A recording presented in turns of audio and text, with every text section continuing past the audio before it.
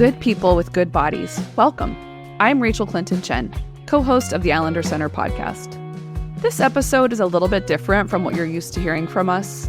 Throughout the summer, we're going to mix things up with a handful of episodes where I get to share some personal insights from my own healing journey and the things I never expected when healing from trauma.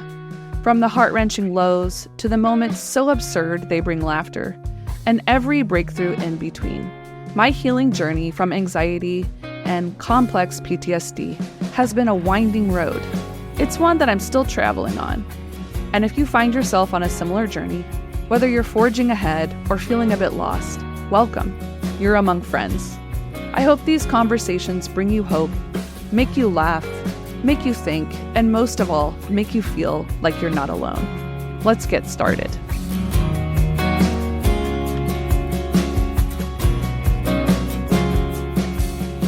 Good people with good bodies. Welcome back to Things I Didn't Expect When Healing from Trauma, Part 2. Today, we're going to be talking a little bit more about the impact of trauma on our spiritual formation and our spirituality. Just in case you're not sure what you're listening to, this is a 3-part series that I have the privilege of being a part of solo on the Islander Center podcast. And as I mentioned in part 1, we're going to be engaging the nonlinear and very human-sized journey of healing from trauma through story and discourse. We're going to hold together that we're whole people and that trauma disorders our brains, our bodies, our spirits, our relationships, and communities. We're going to honor that trauma is really the way in which our personhood, brain, body, spirit, bears witness to the horror, suffering, and heartache of the world in which we live. That we are individuals and a part of a collective. And we're going to do the good work of holding the both and of our beauty and brokenness, so there will be laughter and grief, and both are honoring. Again, this is a 3-part series. And just a small recap of part 1, I talked a little bit about my own journey with complex post-traumatic stress disorder, or CPTSD, and anxiety as the primary symptom, at least initially, in my journey of healing that had to be contended with.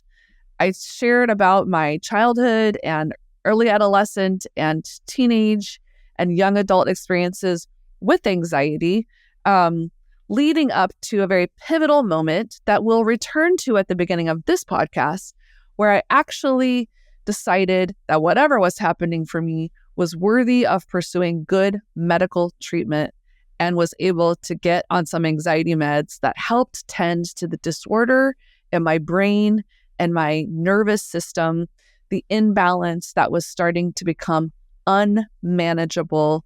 And, as I said before, this really is my love letter to those of you who are high-functioning trauma survivors, and also those of you who, are in this long healing journey and you're in the messiness of it and you just need some encouragement to keep going.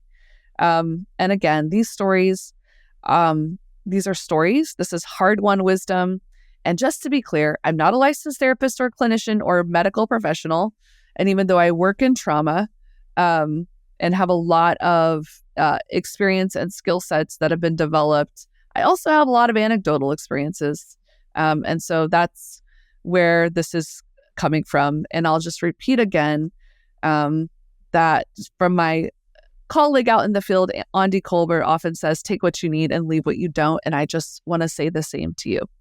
So let's go back to where we left off in part 1. After years of suffering anxiety without a diagnosis or proper treatment, things finally came to a head my senior year of college on a trip to Italy, where I felt so beyond my capacity to rein in my symptoms and keep things even somewhat reasonable. Because I would say, even when I was high functioning, there was enough symptomology to say things are not well. But I finally reached a point where I decided I was unwell enough to seek proper medical attention, even if it meant disappointing God or family or friends.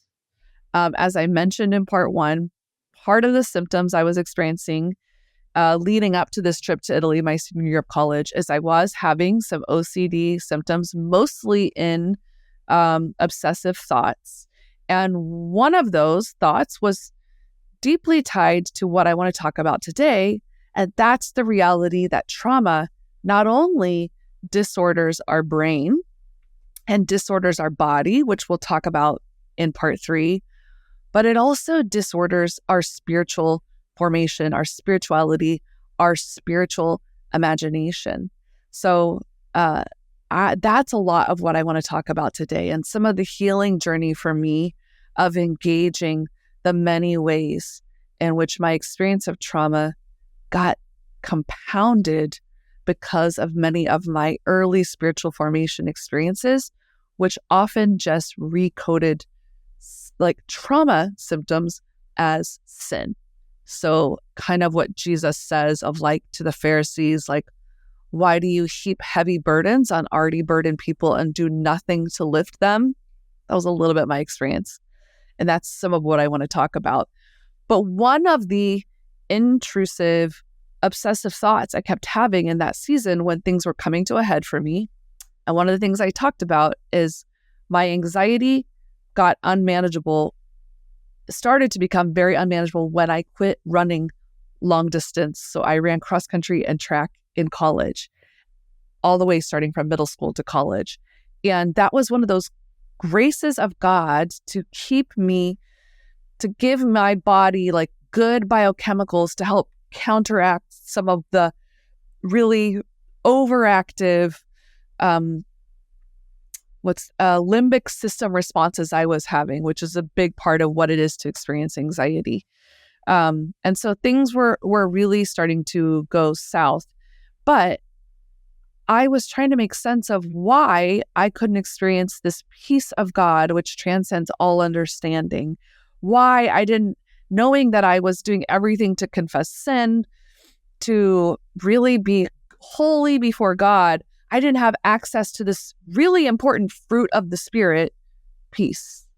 And so here I was working really hard, like as hard as I could, to have access to things that are being told to me would be mine if I was just a little more faithful, that I can't access. So as I shared in the last podcast, the only kind of rational place I could come to with this is that, because at the time I really had a strong kind of theology of like the rapture and the end times, and grew up in a youth group where like we read the Left Behind series and we watched all the scary movies, and we had a whole summer, studying the book of Revelation and kind of projecting what the end times would be before the rapture. And so if you've ever been in a kind of fundamentalist context like that, one of the periods of time that will come that's like a sign of the end times is this time when God removes God's Spirit from the earth.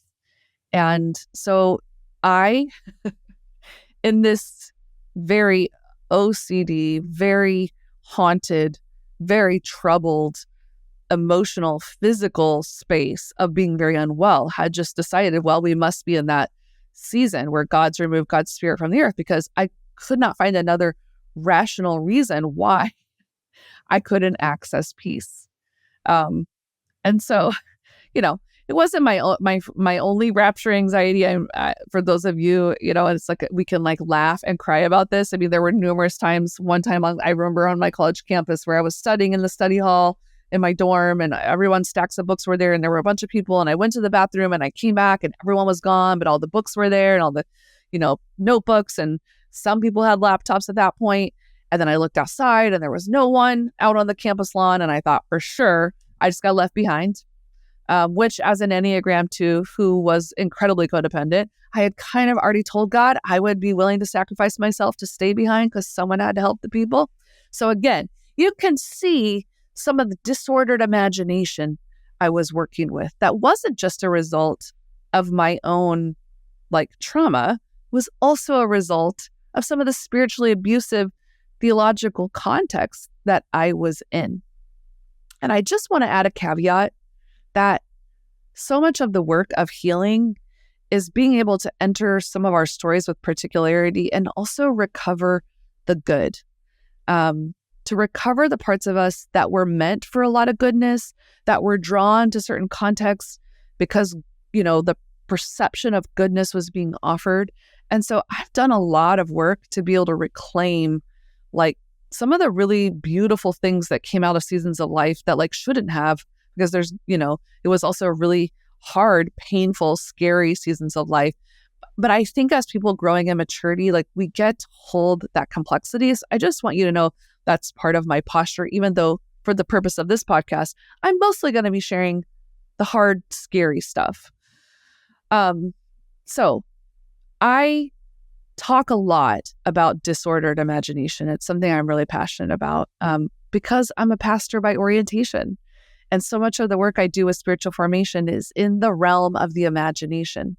Now, we often think of the imagination as something completely separate from us, or, it's disembodied. It's, artists are imaginative. And I just want to kind of give a really simple sense of like our imagination as the way we're making sense of the world, the way we're making meaning. Advertisers depend on us having a vivid imagination because we're constantly being convinced that we need something or that this will make our world better. So that place where we encounter and experience persuasion or manipulation or genuine learning, that's like integrating all kinds of critical thinking and emotional experience. So that's what I'm talking about. But one thing we know is that trauma disorders the imagination. So for example, if you've had an experience of harm, whether it's a one-time situation or a chronic situation, whether it's coming out of a systemic experience of the world, collective traumatic experiences of abuse, experiences of loss and profound grief, the ways in which our body is wired to survive in the midst of a lot of betrayal and powerlessness and terror is to fragment, is to become hypervigilant, is to become numb or dissociated. So again, that's some of that disorder I'm talking about that actually helps us survive really painful experiences.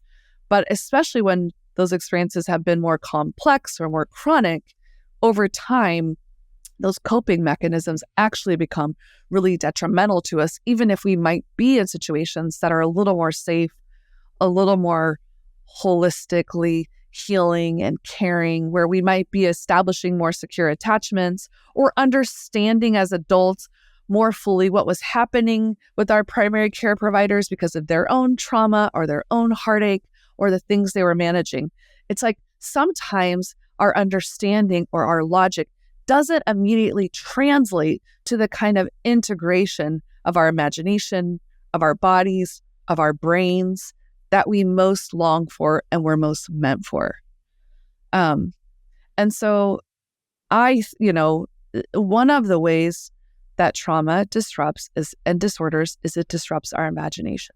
So when you are growing up in religious environments where there's a very intentional engagement with your imagination around how you're meant to understand yourself, how you're meant to understand God, how you're meant to understand relationships and what love is and what faith is and what hope is, and these really beautiful things that are part of being human, when you're in environments that themselves might have some toxicity, whether it's, good intentions, but bad theology, or whether it's on the other end of the spectrum, bad intentions, wielding bad theology in order to control or manipulate or perpetrate harm, but in justifiable ways, wherever you land on that spectrum, what it often does is compound the trauma that you already have.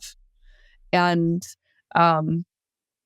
especially when so much of the emphasis is on individual moral behavior modification, most often the real tragic symptoms of trauma, the disorder of our bodies and our brains and our hearts and our spirits that we're talking about, only get interpreted and coded as sin.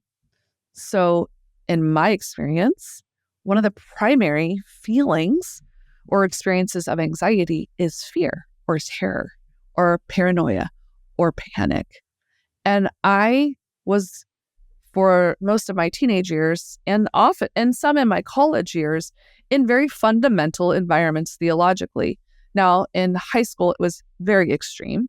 And so, what's kind of ironic is fear was being wielded as a weapon to tell us who's in and who's out and create scapegoats and have very rigid boundaries around what it means to be a Christian and then who's outside of that. So it's like one of the tools being used to keep us in the circle is fear. But simultaneously, I'm being told there's no fear in love. Be anxious for nothing, but in everything by prayer and supplication, let your requests be made known to God. The peace of God, which transcends all understanding, will guard your hearts and minds. Again, high emphasis on these fruits of the Spirit. So one of the, really tragic experiences of my adolescent years is that I was set up in a romantic relationship with one of my youth leaders. And there was a huge power differential.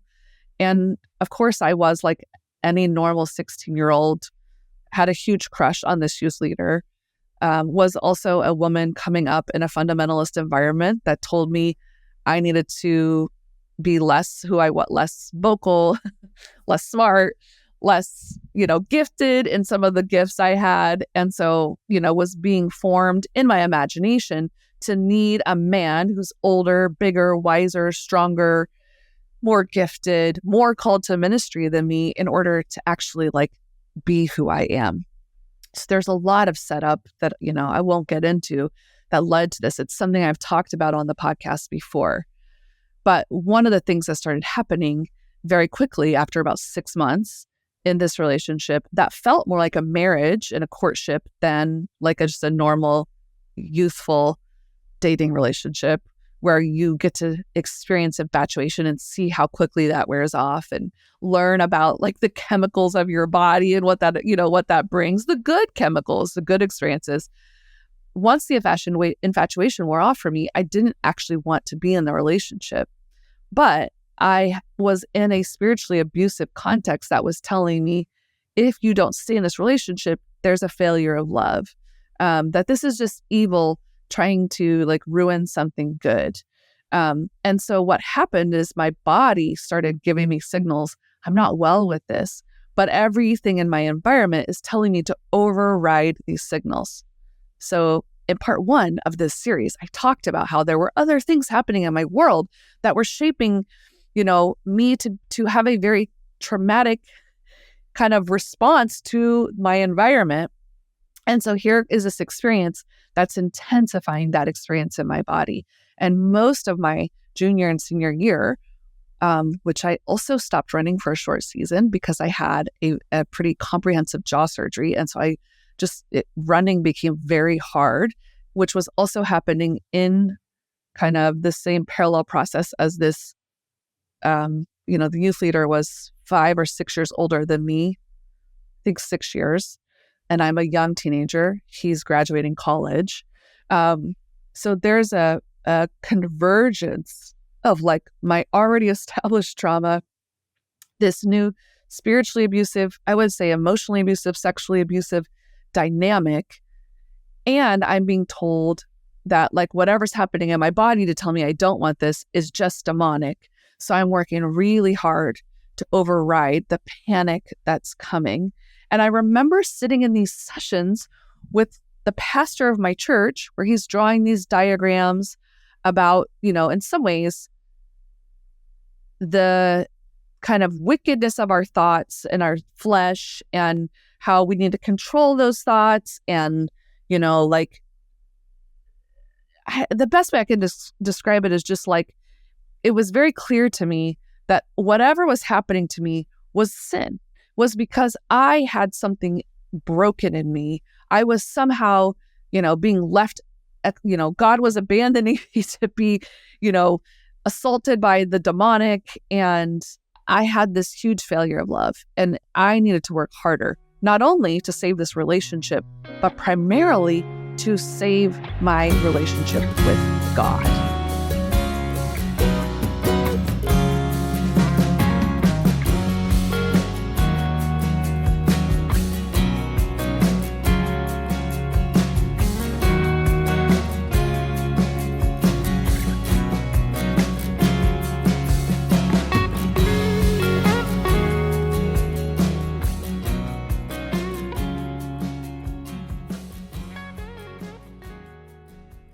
And one of the most tragic realities of spiritual abuse or toxic theology is that often it's such a core attachment wound. It assaults us in that place of faith and trust and connection to God, to ourselves, to our body, to other human beings.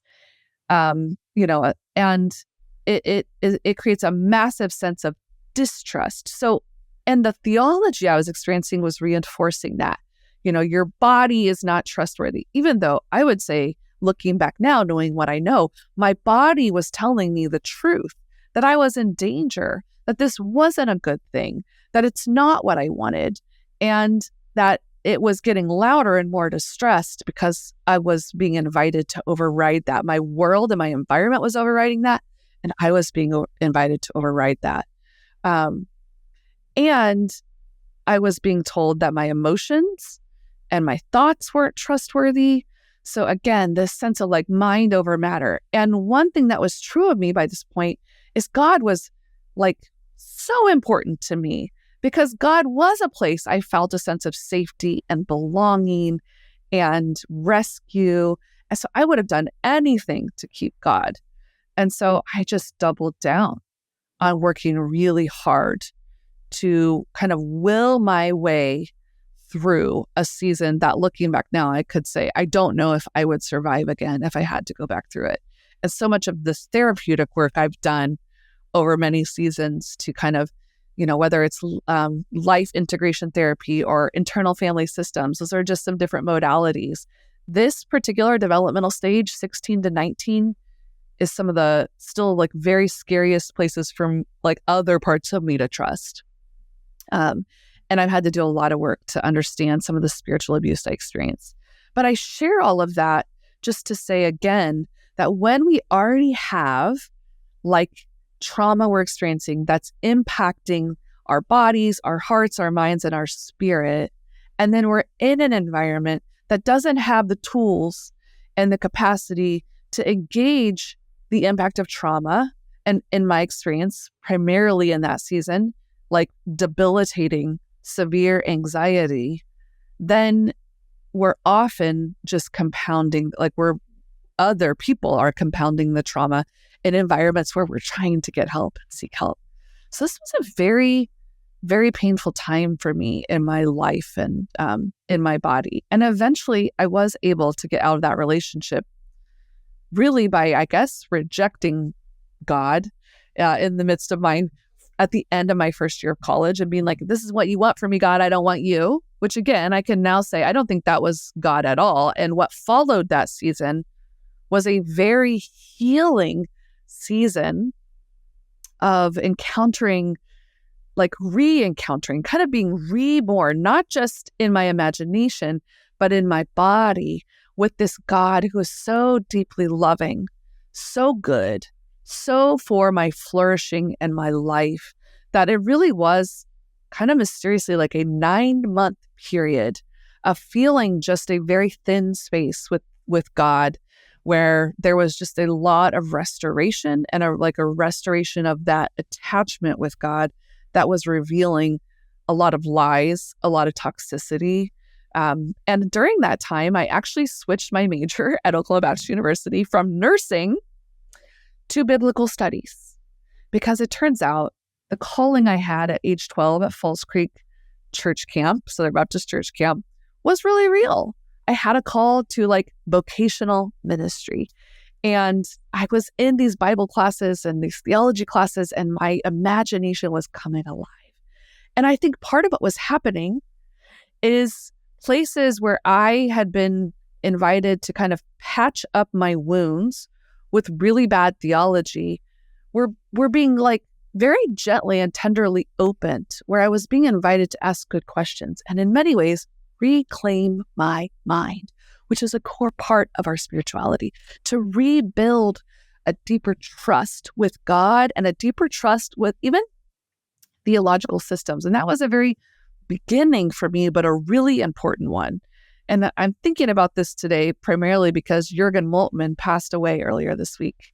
He's 98 years old. He's a German theologian that one of my professors, I'm very fond of, had us read. And we had us read one of his kind of actually like very lay, a book for a lay audience called Jesus Christ for Today's World. But it was one of the first times where I encountered a theologian, which again, he was not the only theologian writing about this, but in my context, it was my first introduction to a theologian talking about this reality that God suffers with us in solidarity. Because the imagination I had for God was a God who was impassible, like no emotion, like so deeply disconnected from the human experience, even though it was a Trinitarian imagination of God and Jesus was a part of this God. Just this very immovable, non-emotional, very logical, basically a white Western man, God, because that is so much a part of white Western culture, the Enlightenment, like this kind of hyper idolatrous relationship with knowledge as like the primary way of being human. I think, therefore I am, which is also a very individualistic way of understanding humanity. So Jürgen Moltmann wrote about the suffering God and that being a part of our hope. And again, that was just one example of many of doors being opened for me to begin to reimagine, like, who is God? Who am I? Like, what is true about my personhood? Now, it would take a few more years to get to the Seattle school. I would still have this pretty intense breakdown where I would get on anxiety meds and work in a youth group at a church and just still be managing a lot of anxiety and a lot of, breakdown and messiness in my personhood before I get to Seattle, get to seminary, and actually start getting into therapeutic care and even having the language of psychology as a framework that was so helpful to me to begin to understand that I wasn't just an anxious, afraid person, that I was suffering anxiety because of very real, legitimate experiences in my life and some genetic predisposition because of complex trauma passed down through generations. And so there would be so much more healing when I started to get into the stories that shaped my imagination, that shaped my body, that shaped my experience of the world. But I don't make light of some of the kind of grace that came in my undergrad years of a real, like, I feel like being wrapped up in a cocoon for my mind, for my brain, for my body, that would lead to even deeper healing in the past 20 years that I've been on, when kind of trauma became a first language, when trauma got to become integrated with my theological work and my spiritual formation work and the healing work I do now. But I want to say thank you. Thank you, Jürgen Moltmann, for your faithfulness to let your life, your deep heartache, your trauma inform and impact the theological work you were doing and the questions you were bringing. And so something started to happen that got solidified in my adulthood as I got to seek more care and more help. And in part 3, I'll talk a lot more about the healing journey I've been on and will continue to be on healing the impact of complex PTSD and anxiety on my body. But I want to just put a few more words to kind of the spiritual formation that was impacted by not just the teachers in my world, but the pastors and mentors and leaders in my world and friends, good friends who were inviting me to ask better questions or to make what I would say is a hermeneutical shift. And hermeneutics is just a way of reading or a way of interpreting. So just what are the frames that we bring that like we utilize to make meaning? I started to be invited to make a hermeneutical shift, moving from seeing myself as just anxious and afraid to someone who had actually survived a lot of terror. It makes me think of that worship song that was really important to me in a season of life, like, I will change your name. You shall no longer be called wounded, outcast, lonely, or afraid. I will change your name. Your new name shall be confidence, joyfulness, overcoming one, faithfulness, friend of God, one who seeks my face. And through a lot of continued healing, I mean, I went on to seminary. I studied a Master of Divinity. I went to the Seattle School of Theology and Psychology, formerly called Mars Graduate School, to do that. So I got to do this integration of theology and psychology and bring my sociology and my biblical studies all into conversation in a way that let me ask more critically and more seriously, like, how does our experience of the world in our bodies, in our hearts and minds and spirits collide with our imagination and our spiritual formation? And what hope is there? What healing is there? What aspects of Scripture actually need to be like released from toxic hermeneutics, toxic frameworks, toxic interpretation, to reveal a God who is with us even in our disorder, one who has gone before us in every way. You know, the incarnation is so incredibly powerful. It goes before us in every way, has experienced every human experience we can experience in a body, is well acquainted with trauma, betrayal, powerlessness, forsakenness, humiliation, shame, terror, is the one who goes before us and intercedes on our behalf.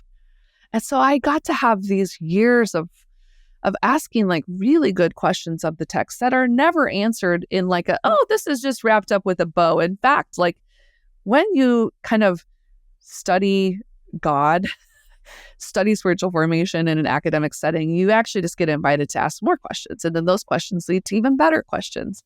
And you have this kind of growing maturity to be able to hold a lot of complexity. Again, that there's a lot of mystery to life, that we are beautiful and broken people, that we are in the already not yet. Like God has come through Jesus and changed everything.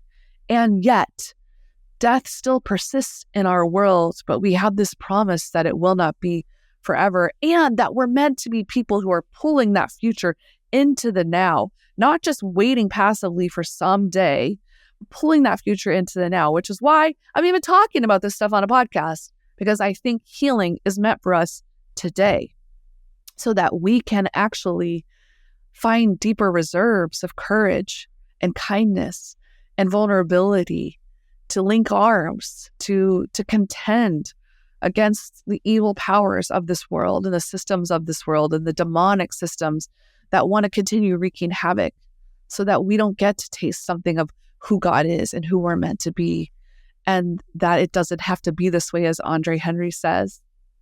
So one passage I want to share with you that I think I've talked about on the podcast before, but for me is probably like, you know, they say every good preacher has like really one sermon they preach for the rest of their lives. And this will probably be mine, because I desperately needed good news for my disordered body, imagination, and heart. And, you know, I grew up in Southern Baptist Church, so we had something called the Romans Road, where you memorize different parts of Romans that are like the path to salvation. And I think, oh gosh, what a like a reductionist way of engaging this like, you know, mountain of a theological book in the text. But Romans 8 is probably a passage I'll come back to again and again and again. And I just want to share a little bit of some ways that we need to hear good news for those of us who are in the lifelong healing journey from trauma, complex PTSD, anxiety, depression, and all the other symptoms that we'll talk a little bit more about when we talk about the body. But we have this passage where, you know, it starts out with just this declaration that in the Spirit, we are not under condemnation. We have been freed from judgment, from shame, from contempt and condemnation. And then in the middle of the passage, you have this language of being like the children of God, joint heirs, you know, brothers and sisters with Jesus, that we get to cry out, Abba, Father, like Papa, Daddy, when we're afraid. And then that, you know, continues to talk about the suffering of the world and our suffering and this groaning of creation that's crying out for the redemption and like full restoration. and this sense of like, we suffer with God, God suffers with us, not just toward annihilation and not just because, we have a God who suffers with us, but toward a future glory and restoration of all being made whole. There's language I'll come back to about the Spirit interceding when we don't know how to pray. This language of God working for the good. And ultimately that even when we're facing tremendous violence, that there's nothing, not one thing on this earth that can separate us from the love of God in Christ Jesus. Now, often when people are suffering or have experienced trauma or have experienced loss, where people go is the verse in Romans 8, I think it's 8:28, could be wrong. Even though I was a biblical studies major, it's not Bible trivia. Try to tell people that. It's a lot more comprehensive. But just this sense of, someone will often say, we know God works for the good of all those who love God, which is a really good truth. It's a really good truth. But it's not the best way to talk to someone who is in profound suffering when there's so many rich resources right around that. It can be a part of it, but it shouldn't be where we start. Why? Because in this passage, we have this sense that we are beloved and we are connected, securely connected to God through the Spirit, even in our terror, right? Like we don't have to have a spirit of fear. We can cry out. And I hear that as like, we don't have to have a spirit of isolation or like somehow we have to figure out what to do to be okay and like good enough in God's eyes to then cry out. That our suffering is real and it's pervasive. Even creation is crying out. We don't have to like minimize suffering to somehow protect God and make God look good. And some of the best news for those of us who are traumatized, who are incredibly anxious, and sometimes when we are suffering, when we are afraid, when we are triggered, don't know how to pray because we're not in our prefrontal cortex, because that's part of the impact of trauma. So we're not in our language center. We have this passage that says, when we don't know how to pray, the Spirit groans with language too deep for words, interceding on our behalf. And God, who's searching the Spirit, and the Spirit knows the heart and mind of God, like hears and responds and answers. That's really good news for traumatized people with disordered imaginations and wordlessness and panic, that we can fall into the groaning of the Spirit who is interceding. And groaning is such laboring language. It's such laboring language. And it's both a contending, like fiercely, and providing comfort and like birthing life in impossible places. So I want to, and again, this closing of like, there's nothing that can separate us from the love of God, not even death. And that to me is just an example. It's just one way that I don't think we have to throw a whole of Scripture out. Like there are ways we can encounter something really restorative and more holistic of who God is in these places where we're well acquainted with trauma.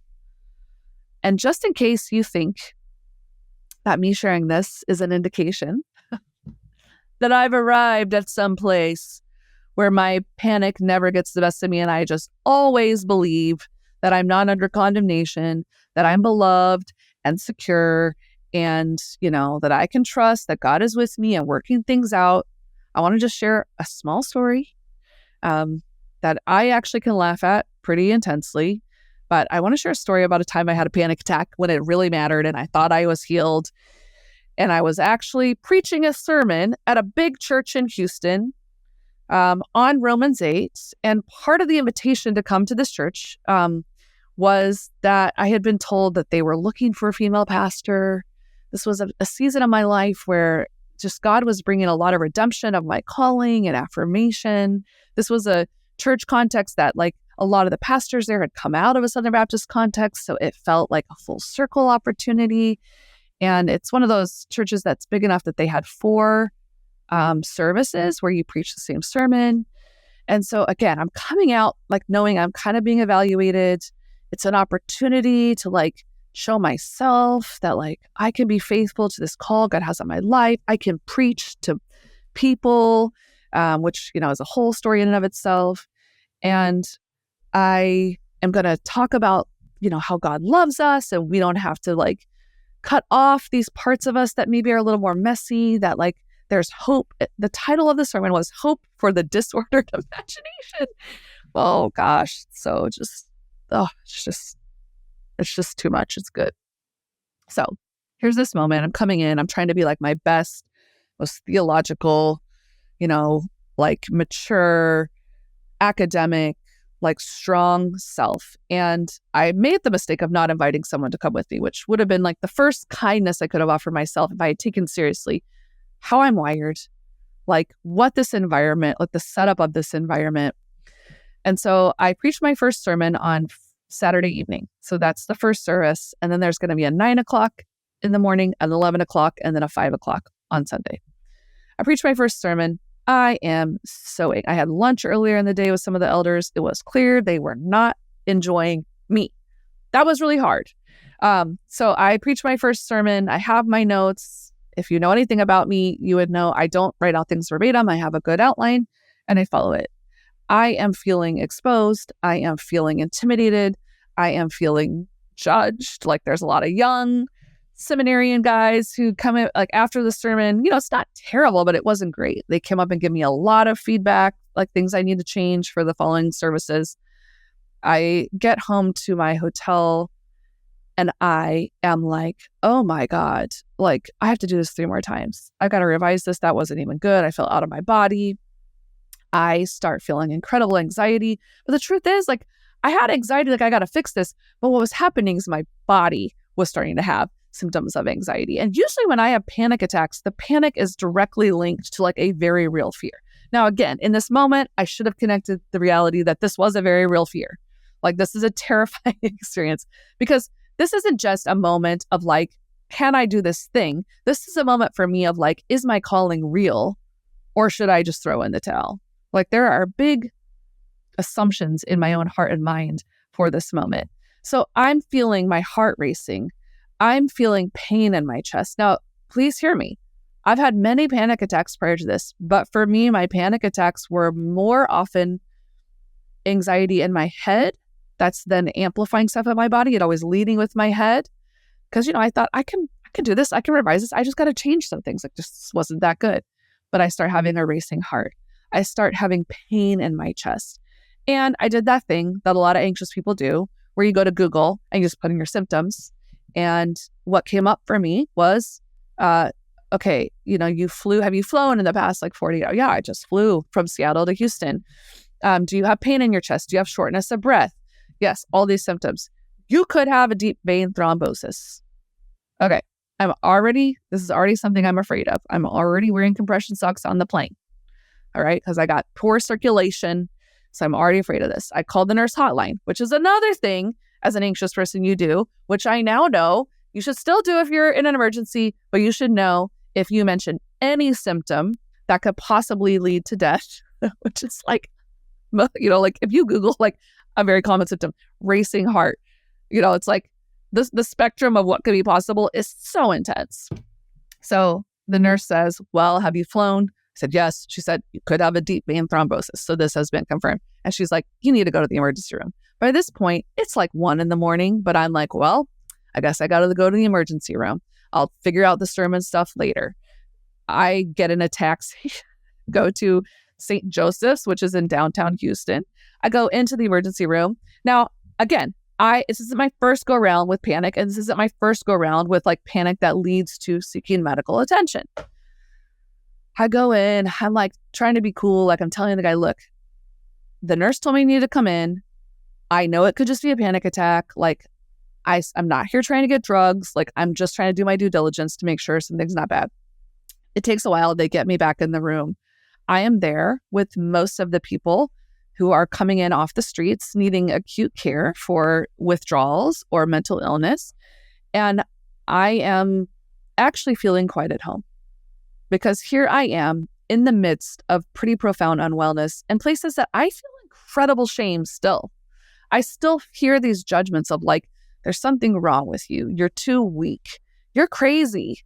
Like you're not fit for ministry, whatever. There's a woman in the room next to me literally screaming, help me, help me, help me. And I'm like, you know what? Yes, Jesus, help me, help me, help me, help me. And here I am, by this point, if you go to the emergency room, by this point, it's like 4 a.m. I'm starting to count the hours I have until this 9 a.m. sermon. And I'm panicking. I mean, this is where I start to go, I can't do this. And I'm feeling like, and in fact, I will never preach again. I will never preach again. And I'm trying to concoct all these ways to kind of come in and prove that I'm trustworthy and I'm professional. And all of them mean leaving this part of me 100% outside the door. So I get out, I finally get discharged. I'm waiting for a taxi to come. Turns out no taxi wants to come to St. Joseph's that early in the morning. I keep waiting. I see a huge giant rat run by down the street. The security guard is like, this is the most bizarre 8 hours of my life. I don't know what dimension I'm in. Security guard was like, I can give you a ride. And I'm like, stranger danger, no. There's a woman cleaning the window. She doesn't know. I'm not saying any of these things out loud. She turns to me and she says, God's got a plan. God's got a plan. Like, you're beloved, you belong. God's got a plan. And something in my nervous system was just like, I don't know what that plan is, but I guess God's got a plan.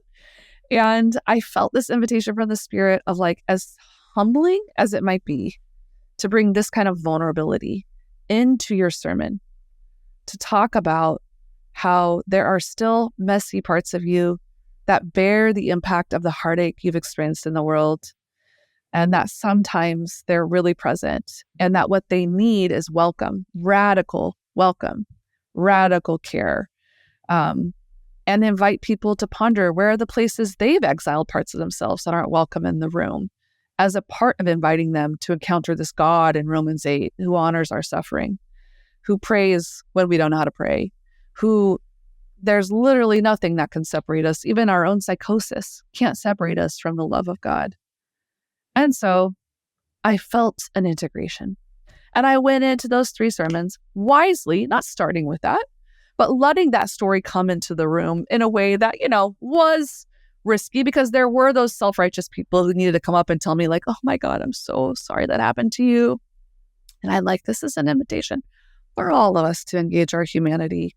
Certainly, I think it confirms that I was not the right person they were looking for, which is okay, because I think where I am today is where I'm meant to be. But for me, it just reaffirmed the theological truth that it is in our vulnerability that God radically brings transformation and power and shames the powers of this world. And so I share that story because it's something I can genuinely laugh about. It was a crazy moment. And again, not the last time I called the nurse hotline, been told you need to go to the emergency room, felt like, how can I not go to the emergency room? And kind of realized I'm just having acute anxiety. And so this is a place where my kind of healing journey will continue to come into more integration, to more healing, to more care. But I hope, if anything, that maybe the places where you're in your own, healing from trauma with your own experience of what that means, your own stories of what that trauma is, where you find that you thought you should be past this, or spiritual truths that actually bring you a lot of comfort, don't always work with cognitive assent. May you encounter something of the Spirit that groans with language too deep for words when you don't know how to pray. And may there be a sense of radical welcome for parts of you that desperately need a place to rest, a place to belong, a place to be called beloved, and a place to be healed. And next time, we're going to talk a little bit more about the impact of trauma on the body. And so I hope you'll join me. Until then. The Allender Center podcast is produced by the Seattle School of Theology and Psychology. If you'd like more information about the Allender Center, you can look at theallendercenter.org.